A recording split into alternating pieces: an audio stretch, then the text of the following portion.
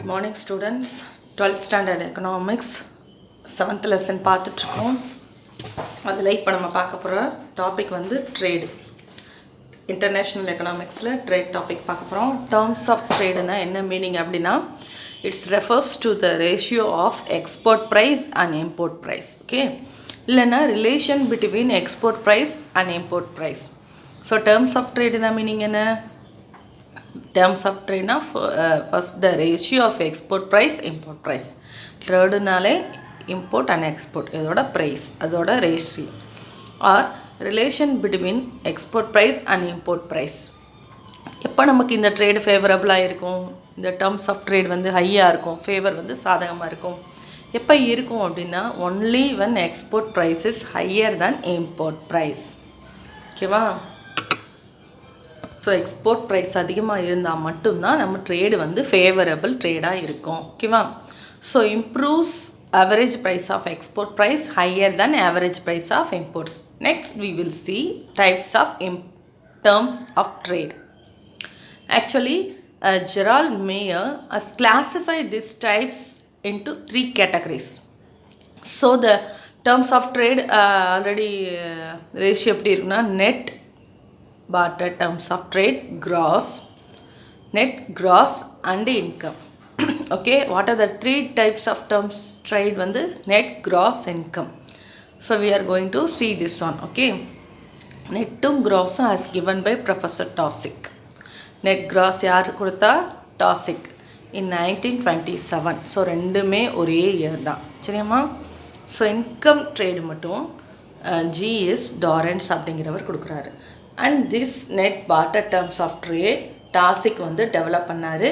And it is called by commodity terms of trade by வினை. Okay, commodity terms of trade அப்படின்னு யார் சொல்கிறாங்க? வினைங்கிறவர் சொல்கிறார். ஸோ இது எப்படி எக்ஸ்பிரஸ் பண்ணலான்னா சேம் மீனிங் படித்தோம்ல அதே தான். TN டிவைடட் பை ப்ரைஸ், எக்ஸ்னா எக்ஸ்போர்ட், எம்னா இம்போர்ட். இங்கே என்ன படித்தோம் நம்ம? இங்கே எக்ஸ்போர்ட்னா price of export divided by price of import. ரேஷியோன்னு சொன்னால் 9/100 பண்ணுமா? So this is the formula for net trade. So நெட்டுக்கு என்ன ஃபார்முலா? TN is equal to price of X divided by price of M into 100. ஓகேவா? இது நெட்டு. Next gross. கிராஸ் யார் develop பண்ணாங்கன்னு சொன்னேன்? Very good, professor Taussig in 1927. Okay, and one more thing, இப்போ நம்ம இந்த ஃபார்முலா பார்த்தோம்ல, அந்த ஃபார்முலா கிரேட்டர் தென் 100, இந்த வேல்யூ கிரேட்டர் தென் 100 அப்படின்னா it is favourable. Next one gross. கிராஸில் என்ன பார்த்தோம் அப்படின்னா அந்த ப்ரைஸ் மட்டும் export price of export, price of import பார்த்தோமா? இங்கே நம்ம பார்க்குறது ஃபிசிக்கல் குவான்டிட்டி. இங்கே என்ன பார்க்குறோம்? Physical quantity. அங்கே எக்ஸ்போர்ட் இம்போர்ட்டுன்னு எழுதணும், இங்கே இம்போர்ட் எக்ஸ்போர்ட்டுன்னு எழுதணும். Okay, gross. அதனால தான் டி ட்ரேடு ஜின்னு போட்டிருக்கு. T G equal to quantity, physical quantity. சரியா? ஸோ குவான்டிட்டி ஆஃப் இம்போர்ட் எக்ஸ்னா எக்ஸ்போர்ட் சொன்னேன்னா, ஸோ இப்போ QM divided by QX into 100. அங்கே வந்து ப்ரைஸ் ஆஃப் எக்ஸ், இங்கே ப்ரைஸ் ஆஃப் எம், இங்கே quantity of m divided by quantity of x. And next one income. Income is developed by GS Lawrence by 1948. இங்கே என்ன பார்க்குறோம் அப்படின்னா net trade இருக்கு இல்லையா? நெட்டுடைய formula multiplied by export volume. Export volume, export இன்கம்னால trade wise equal to price of X, price of import. நெட்டில் பார்த்தோமா இன்ட்டு QX. QXங்கிறது export volume. I'll repeat again. Terms of trade நாலே ratio of price of export and price of import or relation between price of export and price of import. 3 types. என்னென்ன 3 types என்னென்ன? net, gross, income. நெட்டும் கிராஸும் யார் கொடுத்தா? Taussig. Income method Lawrence. So ப்ரைஸை பார்த்தோம்னா net, quantity of பார்த்தோம்னா gross. அதை நெட்டோட எக்ஸ்போர்ட் வால்யூம் ஒன்று வந்து மல்டிப்ளை பண்ணோம்னா இன்கம் மெத்தட். சரியா? Income index. ஸோ இந்த நெக்ஸ்ட் கான்செப்ட் இஸ்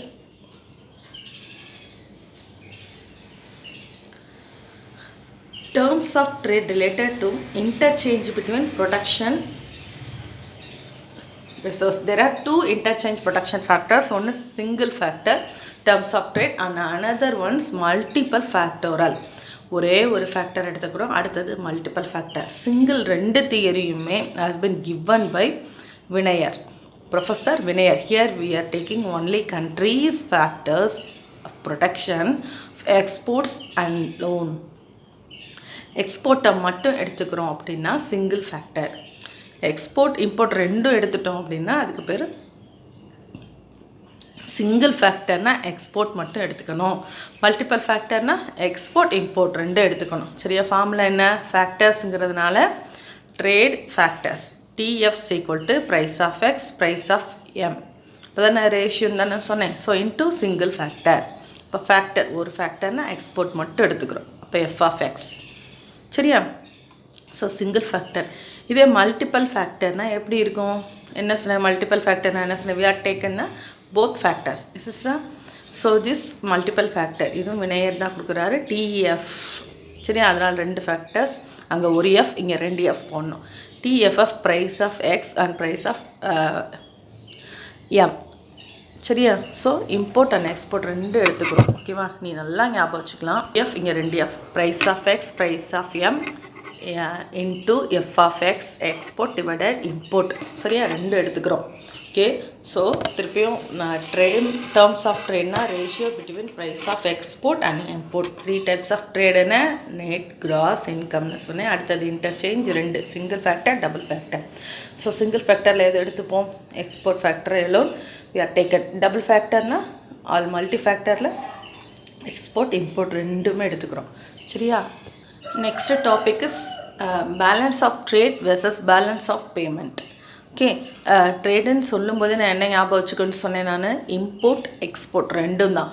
ஸோ அப்போ பேலன்ஸ் ஆஃப் ட்ரேட் அப்படின்னா it refers to the total value of countries export and import of commodities.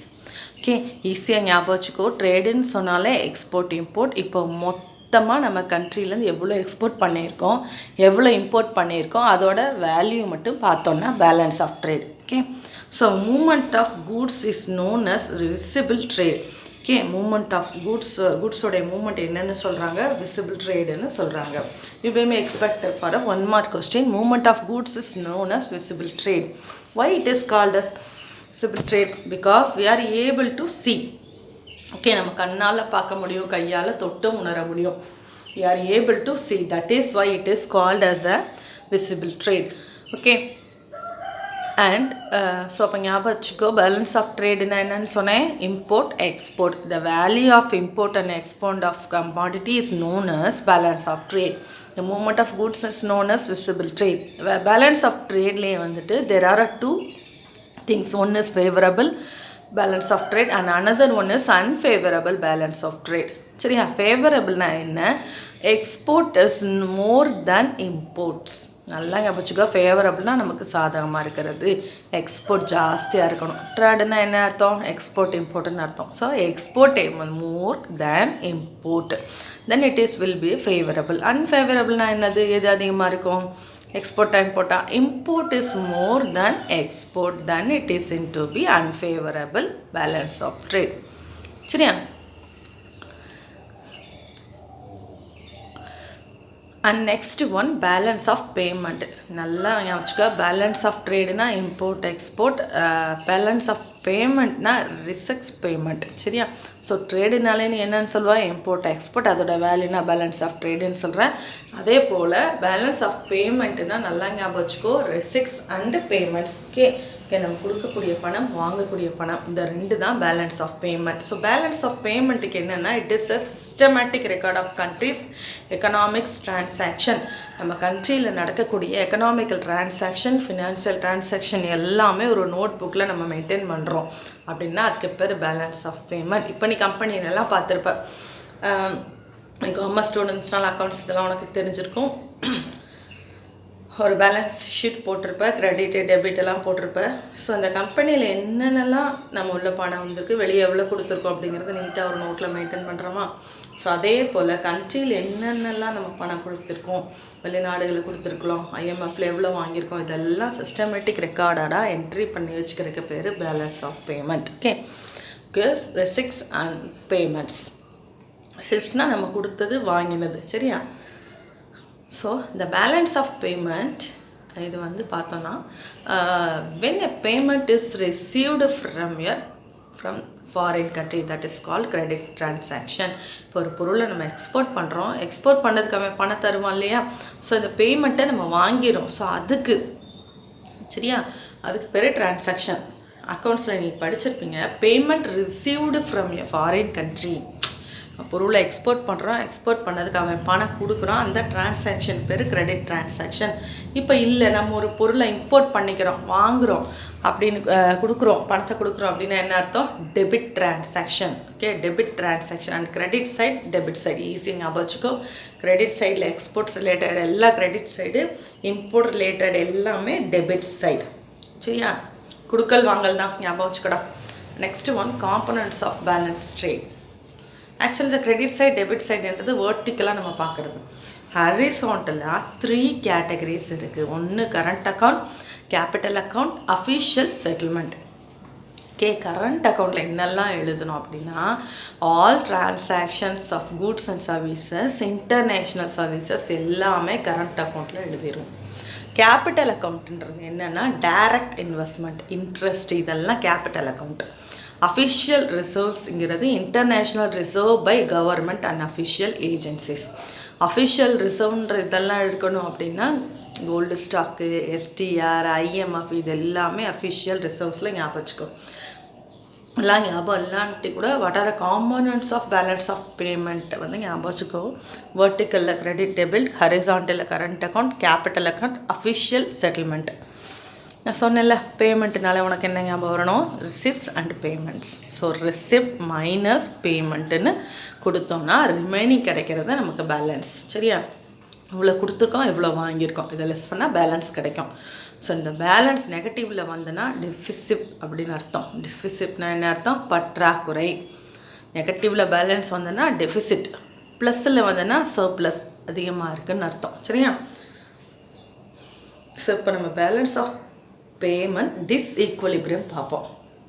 Already have studies about the 11th standard. ஈக்குவல்னு அர்த்தம் equilibrium. அப்போ டிஸ்ஈக்குவலிபிரியம் அப்படின்னா not ஈக்குவல்னு அர்த்தம். So not ஈக்குவல்னு கொடுத்தா disequilibrium சரியா. இப்போ receipts and payments if it is equal to 1, equilibrium பேலன்ஸாக இருக்குதுன்னு அர்த்தம். அதே receipt and payment greater than 1னா ஃபேவரபிள். கிரேட்டர் தென் 1 என்னது? ஃபேவரபிள். அங்கே சொன்னோம்ல, எக்ஸ்போர்ட் அதிகமாக இருந்தால் ஃபேவரபிள், அதே மாதிரி இங்கே ரிசிப்ட் அதிகமாக இருந்தால் ஃபேவரபிள். இல்லைன்னா R/P கிரேட்டர் தென் இருந்தால் ஃபேவரபிள் சரியா. ரிசிப்ட் அதிகமாக இருந்தால் ஃபேவரபிள், பேமெண்ட் அதிகமாக இருந்தால் unfavourable. Okay, next one, types of balance of payment disequilibrium. 3 types. One is cyclical, secular, structure சரியா. ஸோ இதெல்லாம் ஞாபகம் வச்சுக்கோ. இந்த கீ பாயிண்ட்ஸ் இப்போ சொன்னேன், அதை மட்டும் ஞாபகம் வச்சுக்கிட்டேனாலே போதும், நீங்கள் எழுதலாம். First one cyclical. Cyclical disequilibrium எதனால் ஆரம்பிக்குன்னா 2 ரீசன்ஸ். ஒன்று பிஸ்னஸ் சைக்கிள் 2 கண்ட்ரிலையும் வேறு மாதிரி இருந்ததுன்னா இது வந்து டிஸ்ஈக்குவலாக இருக்காது சரியா. எலாஸ்டிசிட்டி ஆஃப் டிமாண்ட் பை இருக்காது. ஸோ சைக்ளிக்கல்னாலே என்னது? ஃபேஸஸ் ஆஃப் பிஸ்னஸ் சைக்கிளும் எலாஸ்டிசிட்டி ஆஃப் டிமாண்டும் டிஃபரான சைக்ளிக்கல் ஈக்குலிபிரியம். செக்யூலர் அப்படின்னா லாங் ரன்னு அர்த்தம் சரியா. அப்போனா ஆரம்ப காலத்தில், அதாவது நம்ம இண்டிபெண்டன்ஸ் முடிஞ்சதுக்கப்புறமா பார்த்தோம்னா நம்மக்கிட்ட இன்வெஸ்ட்மெண்ட் ஜாஸ்தியாக இருக்கும், அந்தளவுக்கு சேவிங்ஸ் இருக்காது, இம்போர்ட் அதிகமாக பண்ணியிருப்போம். ஏன்னா ஒரு வாரம் முடிஞ்ச கண்ட்ரியில் எப்படி சுச்சுவேஷன் இருக்கும். ஸோ அதெல்லாம் லாங் பீரியட் போனால் தான் அதுக்கு மேலேயே கொண்டு வர முடியும். That is secular equilibrium. And the next one is structural disequilibrium. This structural disequilibrium அப்படின்னா பேலன்ஸ் ஆஃப் பேமெண்ட் ஈக்குவலாக இல்லாமல் இருக்கிறது சரியா. பேலன்ஸ் ஆஃப் பேமெண்ட் ஈக்குவலாக இல்லாமல் இருக்கிறது. நம்ம இங்கே பார்த்தோம்ல பேலன்ஸ் ஆஃப் பேமெண்ட்டு சரியா. கிரேட்டர் தென் 1, லெஸ் தென் 1, ஈக்குவலாக இல்லாமல் இருந்ததுன்னா அதுக்கு பேர் ஸ்ட்ரக்சுரல் ஈக்குலிபிரியம் சரியா. டுடே இப்போ இதில் நம்ம இந்த டாப்பிக்கை திருப்பி ரீகால் பண்ணுறேன். ட்ரேடு நான் என்னன்னு சொன்னேன்? எக்ஸ்போர்ட்டும் இம்போர்ட்டும் சரியா. ஸோ அதே 2 ஈக்குவலாக இருந்ததுன்னா பேலன்ஸ் ஆஃப் ட்ரேட். எக்ஸ்போர்ட் அதிகமாக இருந்ததுன்னா ஃபேவரபிள், இம்போர்ட் அதிகமாக இருந்துச்சுன்னா அன்ஃபேவரபிள். பேலன்ஸ் ஆஃப் பேமெண்ட்டில் எதை நீங்கள் வச்சுக்கணும், ரெசிப்ட்ஸ் பேமெண்ட். ரெசிப்ட்டும் பேமெண்ட்டும் ஈக்குவலாக இருந்ததுன்னா ஈக்குலிபிரியம், இல்லைனா டிஸ்ஈக்குலிபிரியம். Receipt and payment greater than one favorable, less than one unfavorable. Next topic is causes of balance payment disequilibrium. சரியா, BOP. Already you know that about the balance of payment. So receipts and payments எப்படி balance of trade ன்னா உடனே உனக்கு import export ஞாபகம் வரணுமோ அதே மாதிரி பேமெண்ட்னு என்ன ஞாபகம் வரணும்னு சொன்னேன், இம்போர்ட் எக்ஸ்போர்ட் ஞாபகம் வரணும். டிஸ்ஈக்குலிபிரியம் அப்படின்னா என்ன அர்த்தம், ஈக்குவலாக இல்லாமல் இருக்கிறது. ரெசிப்ட்டும் பேமெண்ட்டும் ஒன்றா ஃபேவரபிள் இல்லைன்னா அன்ஃபேவரபிளாக இருக்கிறது. Greater than one less than ஒன்னாக இருக்கிறது தான் டிஸ்ஈக்குலிபிரியம். ஈக்குவல் டு ஒன்றா இருக்காது. What may be the reasons of the disequilibrium? There are many reason for the disequilibrium in balance of payment. The first one is cyclical fluctuation. Already you know about the different phases of trade cycle, recession, conclave, prosperity, the presence. So in the cyclical fluctuations இருக்கிறதுனாலையும் disequilibrium இருக்கும் அப்படிங்கிறாங்க. So during the depression time trade will strict. Okay, cyclical fluctuationங்கிறது அந்த changes ஆகிறதுனால cyclical fluctuations இருக்கும். ரெண்டே point ஞாபகம் வச்சுக்கோ. During depression trade will shrink, trade வந்து குறைஞ்சிரும். During prosperity trade will flourished. So இது ரெண்டும் ஞாபகம் வச்சுக்கோ. During depression the cyclical fluctuations trade will shrink. Next one structural changes. Okay, structural changes by huge development and investment programs in developing countries. Okay, and in this type the export may not be boosted. So நிறைய government structural சேஞ்சஸ்ன்றது welfare ப்ரோக்ராமில் invest பண்ணுறது. So investment program ஜாஸ்தியாக இருக்கும் நம்ம developing கண்ட்ரியில். நிறைய developing programs invest பண்ணுறதுனால நிறைய நம்மளால் எக்ஸ்போர்ட் பண்ண முடியாமல் இருக்கும். That is structural changes. And next one is development expenditures. Development expenditures அப்படிங்கிறது இப்போ வந்து ஒரு நம்ம லெஸ் டெவலப்டு கண்ட்ரீஸ்லலாம் பார்த்தோன்னா early ஸ்டேஜஸில் we are not self-sufficient economy. ஒரு இண்டிபெண்டன்ஸ்க்கு அப்புறம் ஒரு 2 years பார்த்தோம் அப்படின்னா we are not self-sufficient economy. நம்ம எக்கானமியில் வந்து நமக்கு தேவையான பொருளை நாமளே வந்து ப்ரொடக்ஷன் பண்ண மாட்டோம். ஸோ அது செல்ஃப் சஃபிஷியன்ட். அந்த சமயத்தில் இன்கம், சேவிங்ஸ், இன்வெஸ்ட்மெண்ட் எல்லாமே லோவாக இருக்கும். So we depend on developed countries for our essential commodities. நமக்கு தேவையான பொருளை நம்மளாலேயே ப்ரொடியூஸ் பண்ணிக்க முடியாது. அப்போ இன்கம், சேவிங்ஸ் எல்லாம் குறைவாக இருக்கும். அந்த சமயத்தில் என்ன பண்ணுறோம் அப்படின்னா we depend on developed countries. So இப்போ நம்ம நிறைய இம்போர்ட் பண்ணுறோம், எக்ஸ்போர்ட் கம்மியாக இருக்கும். ஸோ இம்போர்ட் பண்ணிக்கிறோம் நிறைய அப்படின்னா this affects the balance of payment. Are you clear? So development expendituresங்கிறது we are not self-sufficient, so may depend on developed countries for our essential products. So it affects of balance of payment. Single லைனில் எழுதினா கூட okay தான். சரியா, next one consumerism. Consumerism affects the balance of payment by huge increase in consumption. நம்ம என்ன பண்ணுறோம் அப்படின்னா, இப்போ நம்மளே ஒரு வேலைக்கு போகிறோம், அந்த வேலையில் கொஞ்சம் மினிமம் சேலரி இருக்குது. ஒரு 2 years போகும்போது நம்மளோட சேலரி இன்க்ரீஸ் ஆகும்போது we increase our consumption and expenditure is not. நம்மளுடைய செலவுகளை கொஞ்சம் ஜாஸ்தி பண்ணிப்போம், கொஞ்சம் அனாவசியமான செலவுகளை. ஸோ இஎம்ஐயில் தானே கிடைக்குது, மாதம் எவ்வளோ தானே கட்டுறோன்னு சொல்லிட்டு டிவி இருக்கும், இருந்தாலும் அதை விட நல்லா தான் ஓடிட்டுருக்கும். அதை விட பெரிய டிவி வாங்குவோம். சோஃபா நல்லா தான் இருக்கும், இதை விட நல்ல ஒரு சோஃபா, ஹைஃபை சோஃபா வாங்குவோம். ஸோ இந்த மாதிரியான நம்மளுடைய சொசைட்டிஸ் உடைய இது பண்ணுறதுனால இன்னும் கொஞ்சம் ஜாஸ்தியாகும். So increasing consumption expenditure affects balance of payment அப்படின்னு சொல்கிறாங்க. And next one is demonstration. Demonstration effect is nothing but peoples are used to imitate the vastest childhoods. இப்போ வந்து பார்த்தோன்னா முதல்ல இந்த பீஸா, பர்கர் எல்லாம் நம்ம நாட்டில் வந்து அவ்வளோவா இருக்காது. இப்போ வெஸ்டர்ன் சைடில் அது சாப்பிட்டா பெரிய ஒரு ஹைஃபையாகவும் நம்ம நினச்சிக்கிட்டு அது போல் இருக்கக்கூடிய வெஸ்டர்ன் ஸ்டைல் குட்ஸுக்கு நம்மளை இமிட்டேட் பண்ணிக்கிறது. நம்ம இதுக்கு அடாப்ட் ஆகலை, ஆனால் மற்றவங்களுக்காக அந்த ஒர்க் பிளேஸில் வந்து நம்ம அதை சாப்பிட வேண்டிய ஒரு கட்டாயத்தை கொண்டு வந்துக்கிறோம், நம்மளே உருவாக்கிக்கிறோம். That is called demonstration effect. It's also affect the balance of payments. Next one's borrowing. Borrowing அப்படிங்கிறது international borrowing is heavy. We have to pay. நம்ம கண்ட்ரியில் பார்த்தீங்கன்னா IMF கிட்டேருந்து வேர்ல்டு பேங்க் கிட்டேருந்து நம்ம கொஞ்சம் பணத்தை வாங்குகிறோம். அப்படிங்கும்போது ஹெவியாக வாங்கும்போது அதை திருப்பி கட்டும்போது நமக்கு லோனோட இன்ட்ரெஸ்ட்டும் சேர்த்து கட்டணும். பெர்ஃபெக்ட் ஆகுமாகாதான். இப்போ நம்மளுக்கு இப்படி அனாவசிய செலவு பண்ணியிருக்கோம், நம்ம கையில் காசு இல்லை, மந்த் எண்ட்லன்னா லோன் வாங்குகிறோம், லோனை திருப்பி கட்டும்போது இன்ட்ரெஸ்ட்டோடு தான் கட்டுறோம் இல்லையா? அப்போ எஃபெக்ட் ஆகுமா? நம்மளோட பேலன்ஸ் ஷீட் எஃபெக்ட் ஆகுமா? அதே தான் கவர்மெண்ட்டுக்கும். That is one reason. That is technological. Next one is technical backwardness. சரி, நம்மக்கிட்ட இருக்கக்கூடிய எனர்ஜியை யூஸ் பண்ணுறதுக்கு பதிலாக நம்ம என்ன பண்ணுறோம்? இப்போ நிறைய இம்போர்ட் பண்ணிக்கிறோம். Example petroleum products. So this affect is a trade deficit. And last points global politics. Global பாலிட்டிக்ஸ்னால் என்னென்னா, இப்போ அட்வான்ஸ்டு கண்ட்ரீஸ்லலாம் பார்த்திங்கன்னா, இல்லைன்னா ரிச் கண்ட்ரீஸில் பார்த்தோன்னா அங்கே நிறைய வெப்பன்ஸ் வந்து தயாரிச்சிட்ருப்பான். அந்த வெப்பன்ஸ் எல்லாத்தையும் அவன் செல் பண்ணால் தான் அவனுடைய எக்கானமி இம்ப்ரூவ் ஆகும். அதுக்காக என்ன பண்ணிடுறான்? புவர் கண்ட்ரிஸை அதை ஃபோர்ஸ் பண்ணி அதை வாங்க வைக்கிறாங்க. அப்போ நம்மளுடைய பேலன்ஸ் ஆஃப் பேமெண்ட் அஃபெக்ட் ஆகும். நம்ம ஒரு வெல்ஃபேர் பண்ணுறதுக்கு போயிட்டுருக்கும்போது திடீர்னு இந்த வாருக்கான செலவுகளுக்கு நம்ம கவர்மெண்ட் எக்ஸ்பெண்டிச்சரை அங்கிட்டு மாற்றும் போது its affects balance of payment. So today we saw only the balance of payment disequilibrium reasons, causes.